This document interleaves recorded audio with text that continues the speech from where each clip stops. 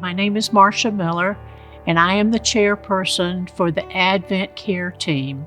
I've been a member of Advent for close to 5 years now. I was coming off a 43-year marriage and a very uncomfortable, unexpected divorce, and had only come a time or two and had taken one class of the disciple class, and I found out I had a brain tumor.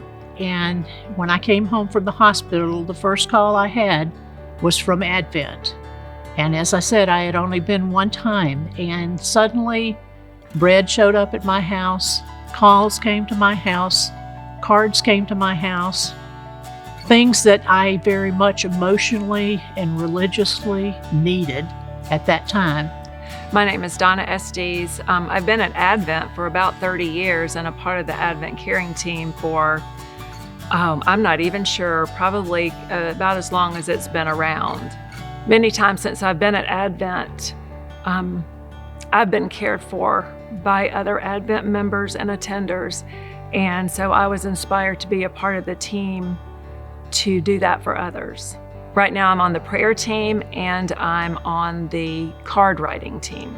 On the Advent Caring Team, there are many different sub-teams under it. For example, there's a funeral team, a card writing team, a prayer team, a bread team, and what that team does is they take bread or cookies or muffins or something to families who have had an event, whether it be something good or bad, and it's just a way that we let them know that we're thinking about them and praying for them.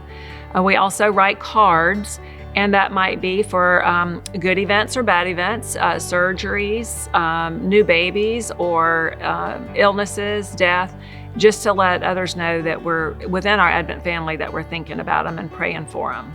The most powerful committee and the most important committee really is our prayer team. And that team, we take prayer requests from life group members, from the pastors, from individuals that ask for prayer. You know that someone is praying for you when sometimes you can't always even pray for yourself because of what you're going through. The prayer team is probably our largest team because those things are all kept confidential, and those are people that are very committed to praying for you. When you're going through something, different things, you can feel so alone. And when you get that card in the mail, or you get a loaf of bread and a note that just says, we've been thinking about you and praying for you and here if you need anything, that means a lot, and it makes someone feel a lot less alone, I think. It has in my own experience.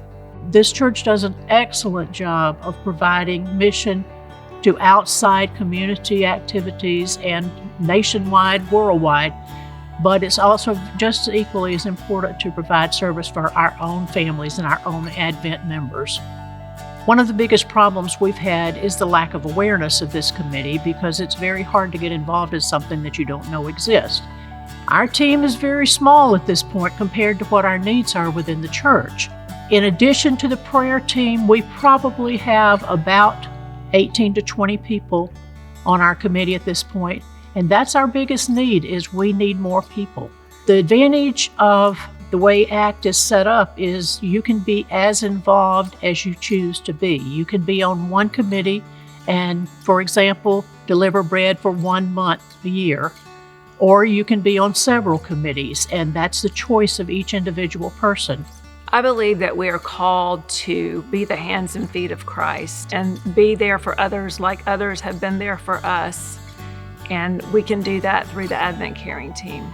So I encourage people, if you are interested, if you have questions, contact the office. I will be glad to call you.